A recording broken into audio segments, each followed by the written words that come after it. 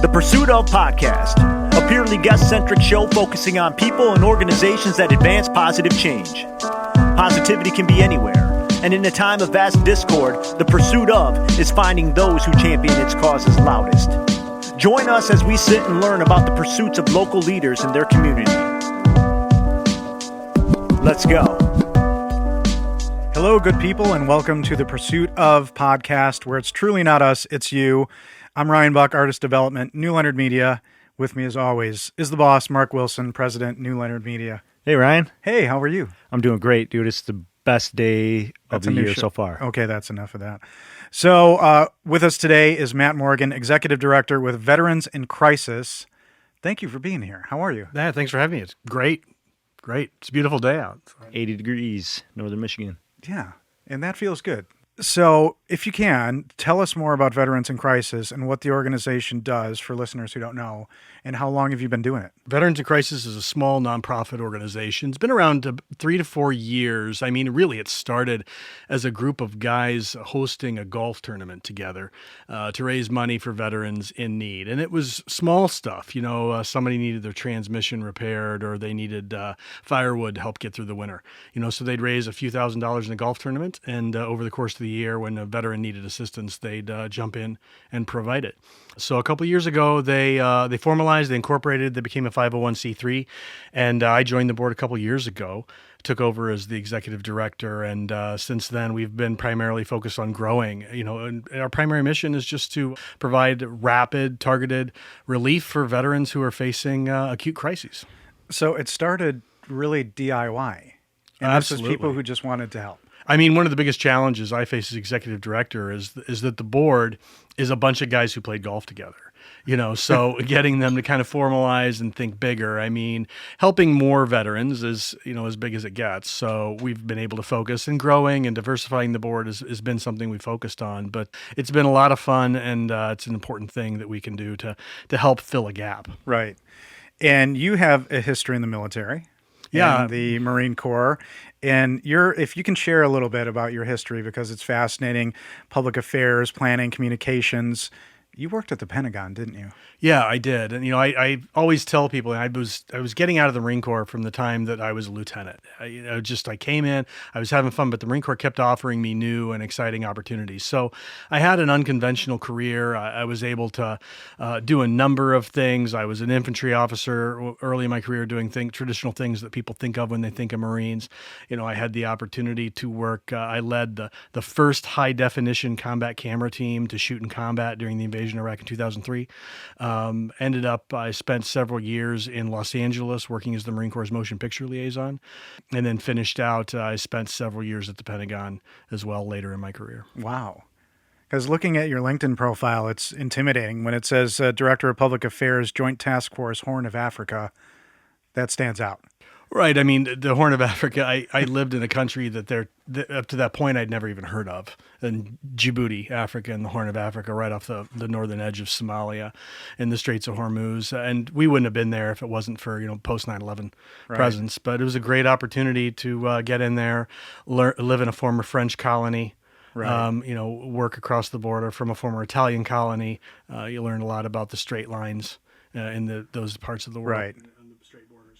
Now, this organization, it's comprised mostly of veterans, almost exclusively of veterans at Veterans in Crisis? Actually, I was only the second veteran to join the board. Oh, okay. We now have 4 veterans on the board. Right. But we were largely comprised of individuals in our community who respected veterans, who saw a need in the community.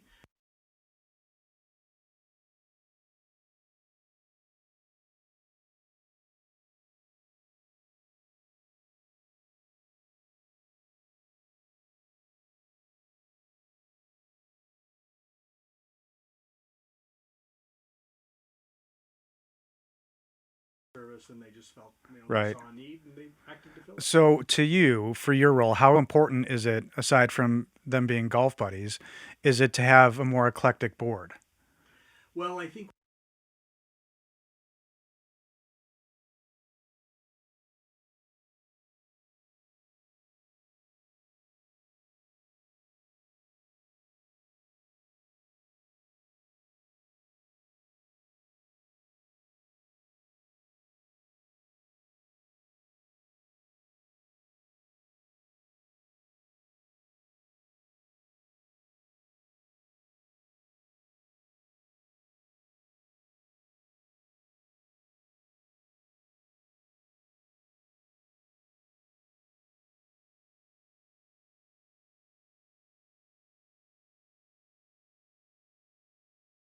to identify veterans in need. Right.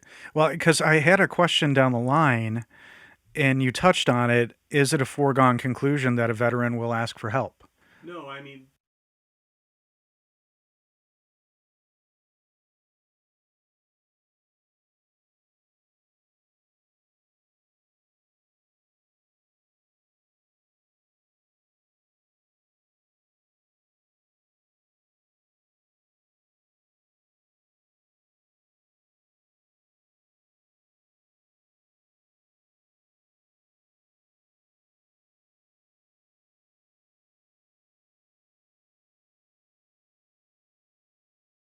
and so we want to be able to assist them in a way that Exactly. allows them to do that and preserve that dignity. So, what's your day-to-day like?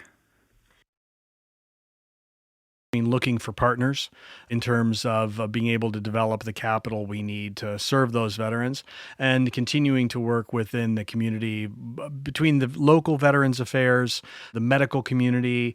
One of the big challenges, of course, is that veterans find themselves, dealing with varying levels of mental illness. And so a lot of the veterans that we encounter will come to us through referrals through our local veterans clinic. And so we have to manage their privacy when we do that as well. That's the big thing for me, is to be having my ear to the ground and making sure I'm networking so that we can identify those veterans. Right. So, creating partnerships also that mhm. help. So, you touched on it, but what at present, right now, are some of the biggest challenges facing veterans in our area? Well, in large part, they're the same things that face most Americans in rural America. They get very far away from that safety net that is there for them. So when you get outside of the larger cities, you find that it's more difficult to have access to the kinds of resources that are otherwise available to Americans. One of the things that we notice is that the United Way has a category that they refer to as ALICE. That is an acronym, and it stands for Asset Limited, Income Constrained, and Employed. And that can mean a family that's living well above the poverty line. They could have a household income of $80,000 to $90,000 a year, but they still face a daily challenge where a $400 unexpected expense is going to break their That's a budget. challenge. It's Yeah. going to be, so if the transmission goes out, you've got a household where the mother and father both work, the kids go to school, one of the cars breaks down, one of them can't get to work, and now suddenly we can't make the mortgage this month, and we're going to have to make some difficult decisions. Right. And so those ALICE families are the ones where we find a lot of veterans living. For example, Vietnam veterans today that are aging into their early to mid 70s are finding that cost of living increases are outpacing their ability, whether it's what they had saved up for retirement, Right. their Social Security, what little disability they might have coming in the door. So with that cost of living outpacing their benefits, they're getting really stretched. Do you have that demographic in the workforce right now? Is some of that demographic in the workforce? Or are they forced to return to the workforce? Well, you're seeing Vietnam veterans really being forced out of the work. They're aging out of the workforce. I mean, even if they're well beyond Social Security retirement age at this point. But many of them, I talked to a gentleman the other day who is on Social Security disability. He receives his basic Social Security check. He has a very small pension from the state because he was a state worker, a corrections officer, in fact, many years ago. Today, he works to repair small engines for cash, lawnmowers, snow blowers, and that allows him to just make ends meet. But, his wife just got diagnosed with stage 4 cancer. So they're facing some challenges with the family about Right. their ability. And the way the system's set up, they're probably going to lose their home before he's going to be able to get her any real medical assistance. So, that's a terrible story. In an environment that we're in where employers are desperately looking for workers, is this a workforce that can be tapped into? Or, because you said they're aging out, is that not something that's feasible right now? I don't think that for the older veterans, that's going to be a reasonable option for them. Right. Now, there's another group of veterans that we're going to have to continue to focus on. That is the younger age set, primarily the Cold War era veterans. Sure. A lot of people don't recognize that when the Veterans Administration in the United States talks about war era veterans, they look at the Vietnam era as up to 1974. And then the modern era veterans don't start until 1991, which is the Gulf era. Right. So the Veterans Administration in the United States does not view Cold War era veterans as wartime veterans. So if you sat in a missile silo in Idaho waiting on the order to turn your key, you're not a wartime veteran. If you loaded B-52 bombers out of, Kinchlow Air Base, which is a Supreme Air Command, Strategic Air Command rather, base during the Cold War, you're not considered a wartime veteran. And they're starting to age into the category right now where they need help. And then, our younger veterans today are we believe we're going to face a mental health crisis in 20 to 30 years. And so we need to be able to keep them cared for and actively engaged in the workforce. So at this point, how large is the veteran community in northern Michigan, and how has that changed over the last 5 years? Has it increased, decreased, neutral? The veteran population has stayed relatively steady only because with World War II veterans have been dying at about the rate that post 9/11 era veterans have been leaving service and coming to the area. Wow. With that said, though, in the United States, you have a little under 1% of our total population has served. But in northern Michigan and the UP, it's nearly 1 in 10 individuals over the age of 18 is a veteran. Wow. Does it provide assistance to healthcare? Like we getting can. to healthcare at least? We can help to refer them to the Veterans Administration Healthcare Network. Oh, well, I'm thinking more along the lines of like physically getting there. Well, yeah, there are a few organizations out there that do provide direct assistance in that way, and we work with a lot of those organizations. The Disabled American Veterans does provide rides. They have a ride program to help provide access for veterans to get to VA healthcare facilities, and that's an important piece. Because I know up here it's quite a distance, but in the UP it's even worse. They don't even go to Michigan. Unless that's changed. Last I knew, they have to go to Milwaukee. In the Upper Peninsula, it depends on where you got to go. I mean, they do have a VA hospital in Iron Mountain, but it does depend on what kind of healthcare you need. And, so if it's, orthopedic surgery. And so I know that's like a whole nother story, just a whole healthcare system with the VA. But like, I was just thinking as far as like being able to like physically get there, like when you're saying veterans losing a vehicle, couples losing a vehicle. That is one of the biggest challenges for veterans in a rural area is to be able to access healthcare, veteran-specific healthcare for certain. So that's been one of the biggest challenges that we're seeing. But, one of the things that Veterans in Crisis really focuses on is to help cover the gap, when you're facing an emergent crisis and you need help right now. We're very much focused on getting help within 24 hours. We're always happy to work with the other agencies to do referrals and get someone into the VA healthcare network or in the VA claims network if they need the help doing that. But, where we've seen the real need is when your hot water heater goes out. Okay. Yeah. And you've got nowhere else to turn. We're able to turn around cash that an individual would need to be able to replace that hot water heater within a couple of days. And do you have special partnerships that gets them service any faster? Because I know there's issues with that here in general. Are those the kind of partnerships you try to strive for as well? We do have those kinds of relationships. One of the things that we've most recently done is formed a partnership with the Michigan Freemasons. And the Masons have individuals all over the state of Michigan. So when we know we have a veteran in a county that's some distance away that has a hole in their roof and they need it repaired, and we can come up with the money for the materials to get it done, but finding 3 guys to show up and fix the roof is a challenge, and the Freemasons are able to do that. They have a lodge. They have 2 lodges in every county in northern Michigan, so they're able to get someone even to some of these more remote areas. And you can demystify the Freemasons. They don't do magic rituals or anything. They're a great organization that helps so far you as help I your know, veterans. It's been great. I mean, they wear tuxedos a lot, but that's great. Show up at the work site. I think you're dressed for the job you want, right? So how is the organization funded, and has that been a challenge in the last year and a half? Well, it's been somewhat of a challenge for us, but we haven't found a fall off in our ability to provide the support. The community has been really helpful. We've got a number of family foundations in the area. The Biederman Family Foundation is one up here that has really helped out, stepped forward and helped out. We've got some others that we're definitely leaning on. And our community has a large group of philanthropists who have stepped forward and have kept us where we need to be financially. But as we continue to grow, we're always looking to broaden that capital base. That's incredible. And this is not meant to be a tough question, but how would you grade Northern Michigan in its treatment of veterans? And are there other areas or states that you aspire to that really do this well? I will take this from a personal perspective because, you do see, and a lot of veterans will recognize the fact that we get a lot of this thank you for your service stuff that, we don't want to take for granted.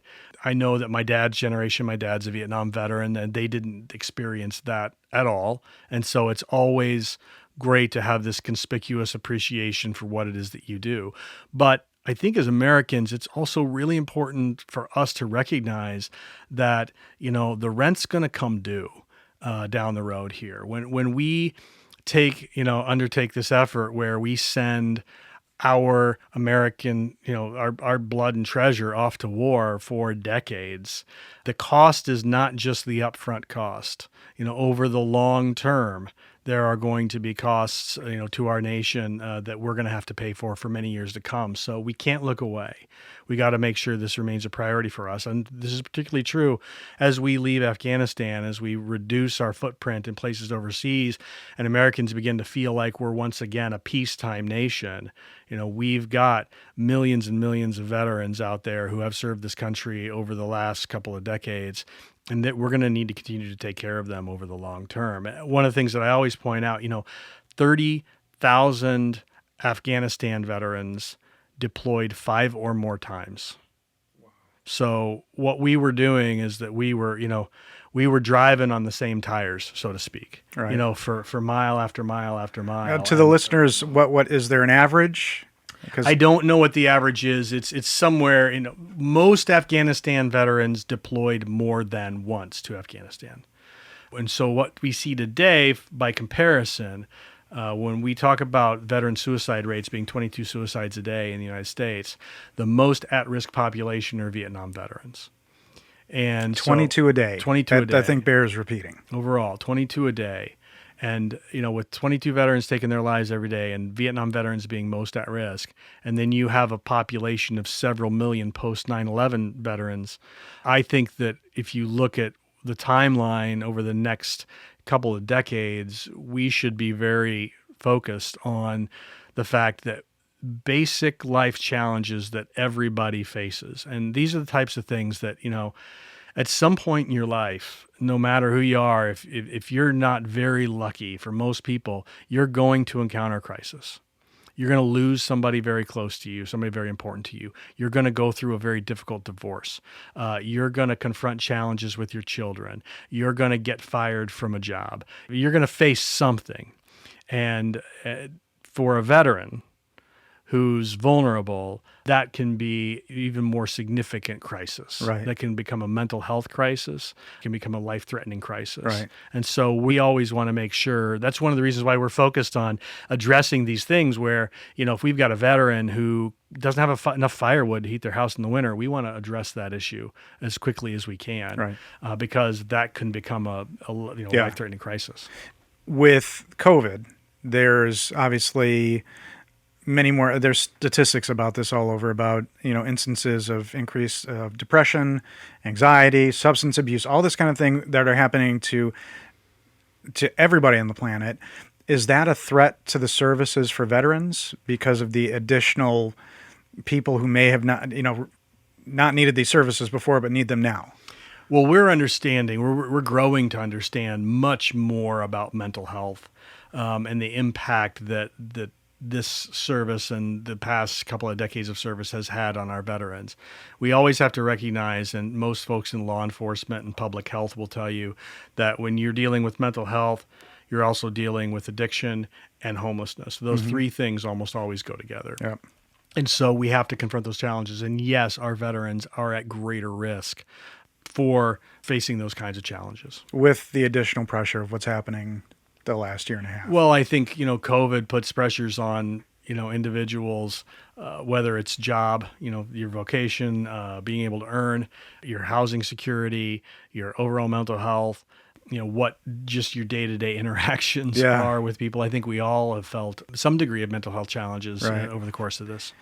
You mentioned, and I've known you for a while, and this is a part of your life that I'm particularly fascinated about, but you've worked on films as a consultant, and specifically one film that concerns this issue.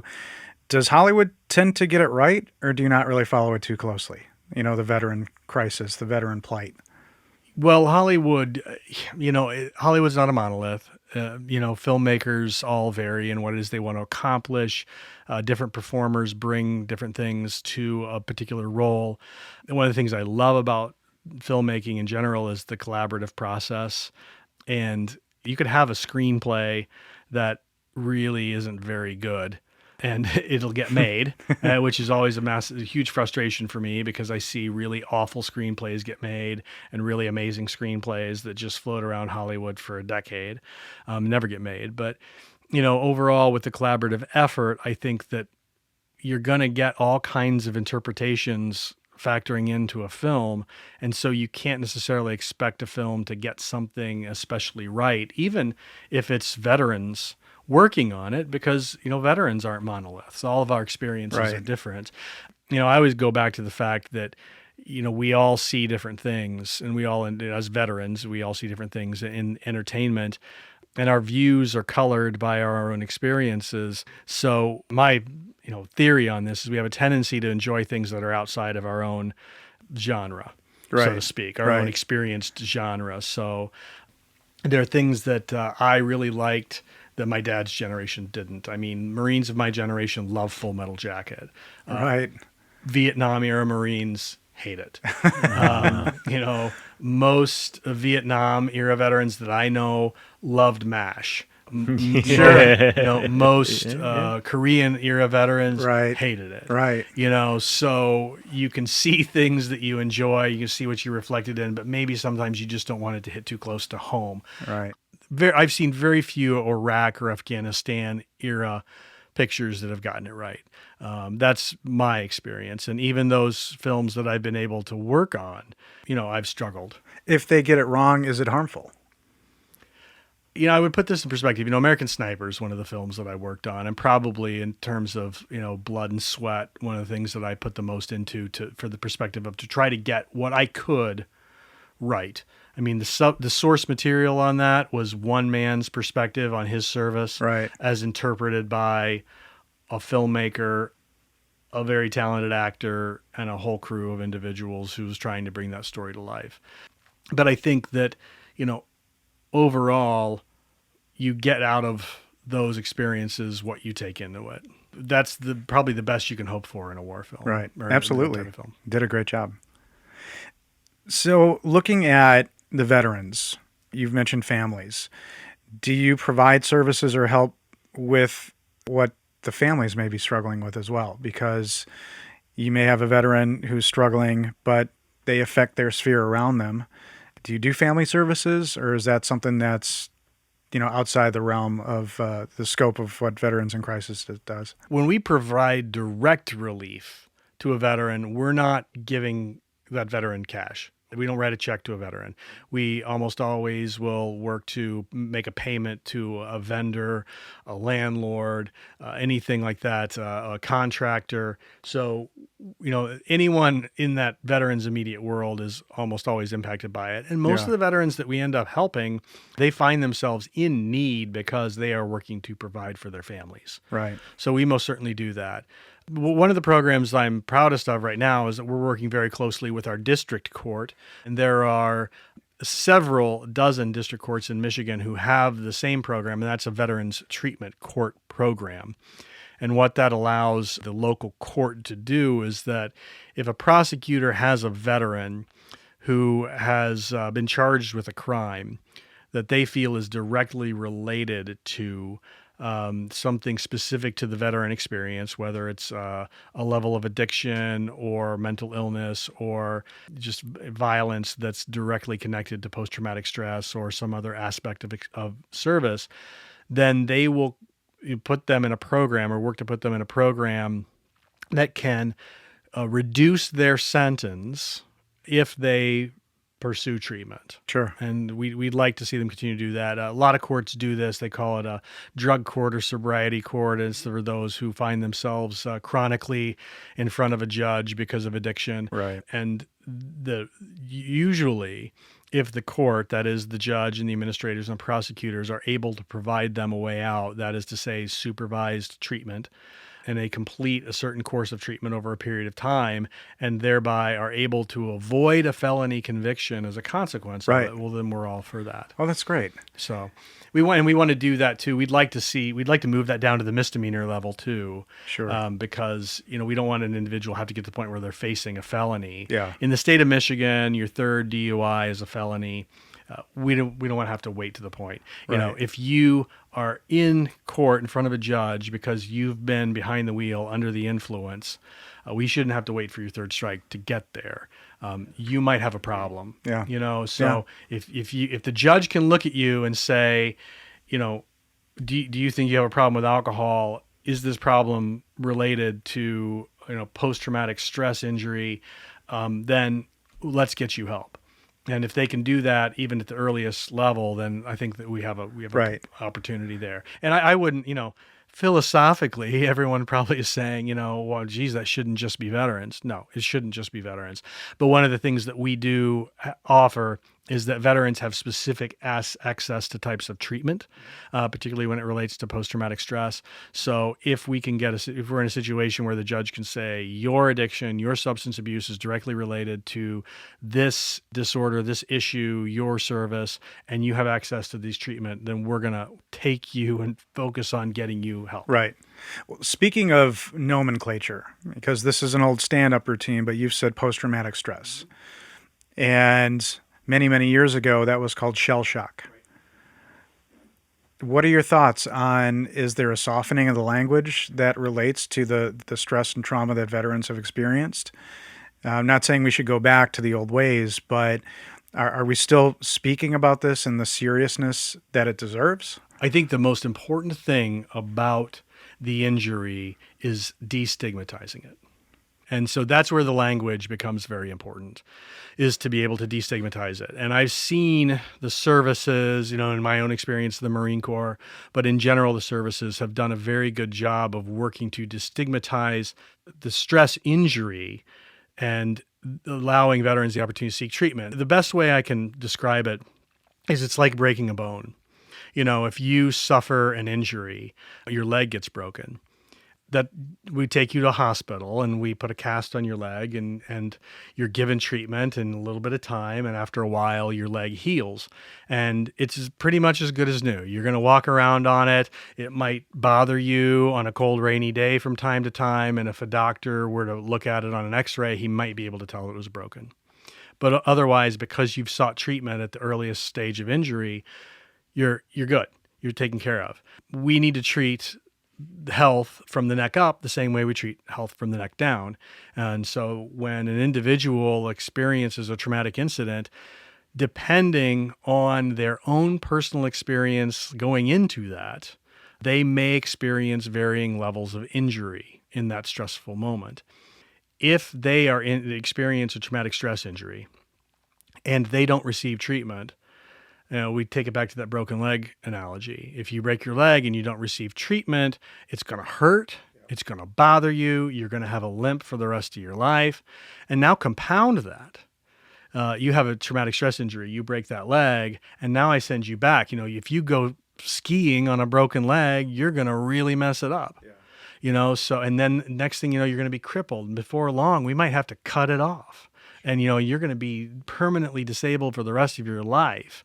We don't want to let it get that far. So that's where I think post-traumatic stress injury is a good way to have a conversation about the mental health impacts of traumatic stress. Wow. I've never heard it put so well, to be honest. You mentioned homelessness. How serious of an issue is that with the veteran population in northern Michigan? We do see it here in this local community at pretty significant levels. I don't know that we can yet quantify how many of our veterans are homeless. One of the biggest challenges that we have within our homeless population is really establishing bona fide veteran status can be difficult. Because of an individual may not have records, they may not have access to, they may not even know their social security number. Well, we just dealt with a case the other day where we had an individual who was living in his truck, disabled veteran, had a service dog. So at some point he had been able to get access to a service dog for companionship because of his post-traumatic stress, but he was homeless. Because he was homeless and had a dog, he couldn't get into a shelter because the shelter wouldn't allow the pet. Mm-hmm. And so that compounds the issue. He's living in his car. The car's now broken down. And so he's really struggling. Yeah. And then we get into the details of it, and we found out that he was discharged from the Army under punitive circumstances. That means, sure. He'd gotten himself in trouble. We're unable at that point to help him. Right. Because we don't have access to the resources. He doesn't have access to resources.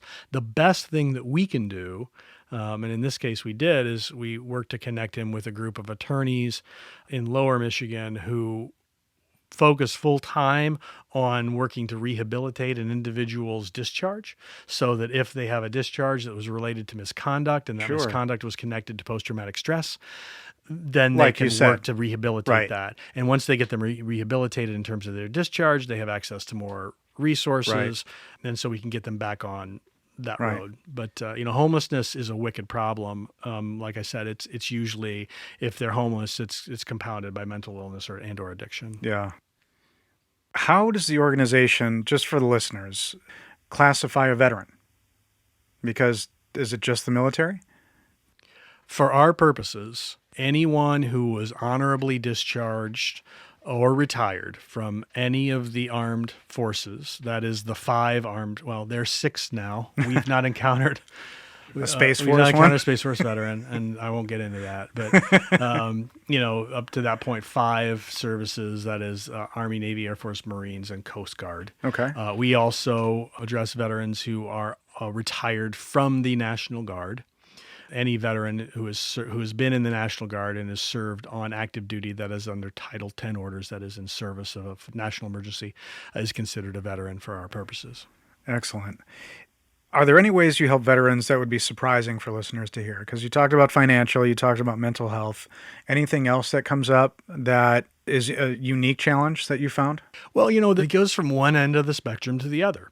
This last winter, we had a Navy veteran who heated her house with wood. And if you don't live in northern Michigan, you're like, why can't people still heat their houses with wood? But they do. It's, there's a furnace that's in a small house that's attached to the big house, and they use wood pellets in that furnace and forced air from that. And that furnace had gone out, and she had depleted her savings in getting a new furnace and was at a point where she didn't have enough money to buy pellets to get her through the winter. So for, a few $100s, we were able to go purchase pellets that are going to allow, wood pellets that would allow her to heat the house. So that's one end of the spectrum. At the other end, we have veterans who are going here to school at Northwestern Michigan College, which has an aviation program. The aviation program here, they are able to use their post 9/11 GI Bill benefits to get their pilot's license. Mm-hmm. However, if you want to go to work for an airline, contract air carrier that services, United or Delta, there's a lot of things you have to do just beyond getting your pilot's license. You have to have your first class certification under these certain qualifications. And what it essentially means is it requires a lot of flight hours. And as a student aviator, you got to pay for those flight hours. Costs money. And even with the GI Bill, you'll quickly exhaust that. So we just wrote NMC a check for $4,000. In the case of one veteran, we'll probably go another $6,000 to $8,000 just to get him to the point where he can apply to Delta. Wow. So, but the way we look at it is, if we want individuals flying those short haul aircraft, we'd like to make sure that we have veterans Right. getting the opportunity. That's what I was thinking about, continuing education. Is that something you support? That's extraordinary. Absolutely. How can listeners support veterans in crisis? Veteransincrisis.org will tell you everything you need to know about our organization. The one thing you won't find there is any cases or stories about some things that we did, because we don't exploit our veterans in that way. But we will talk about the need and what we do. There's ways to donate on that page as well. So if you feel like you want to contribute to our mission here, veteransincrisis.org is the place to go. And is there a specific section that just an ordinary person can go to help support the cause? Absolutely. I mean, just click on the donate section and it'll take you right there. So, And the golf event, is that going to happen sometime again soon? we actually had our golf tournament in September of last year under restrictions. We normally would have a cigar dinner afterwards. That didn't happen this year. It was box lunches, really good box lunches prepared by the chef at the golf course that went out to the carts. But yeah, this year our golf tournament's going to go ahead as planned on That's September excellent. 22nd. So. Excellent. And is that close to the public, or can people sign up? That is open. I mean, that is open to the first, I think it's 86 golfers sign up. So Okay. anyone who wants to golf, it's at Lock-and-Heath Golf Course, which is a beautiful location in northern Michigan overlooking East Grand Traverse Bay. Do you have to be good to golf in this golf Oh, tournament? you looking for a partner, Ryan? What if you're a hack? Not a hack. No, you can. Is it be okay, be any hack. level? You probably are not going to Comically? win the car. There is a car, I think, for the hole-in-one competition. So if Sweet. hacks That could get lucky happen, though. sometimes too. That's true. I find that maybe those are the ones who hit the holes in ones most. Veteransincrisis.org, again, is the website. And is there anything else you'd like to share with our listeners about what you do, what your mission is? Well, I think it's just important for everyone to remember that service goes beyond just time an individual spends in uniform. And I think that every veteran's always looking for the opportunity to give back to their community. So for us, this is how we give back to our community. And this is how we hope to create more opportunities for veterans to continue to do that as well. That's amazing. Thank you so much for being here, Matt. Thank you so much for your pursuits, and to all those who pursue along with you, helping Northern Michigan's veterans in need, all of them. And to our listeners, thank you for listening, and thank you for pursuing the positive. Hey, thanks for tuning in with us at the Pursuit of Podcast. One more time, Veterans in Crisis. That's veteransincrisis.org. Rapid response to local veterans in crisis. Also want to give a big shout out to our supporters, the Tin Lid Hat Company, tinlidco.com. Use promo code ThePursuitOf for 40% off to our listeners. And for general inquiries, podcasting production, video production, newleonard.com.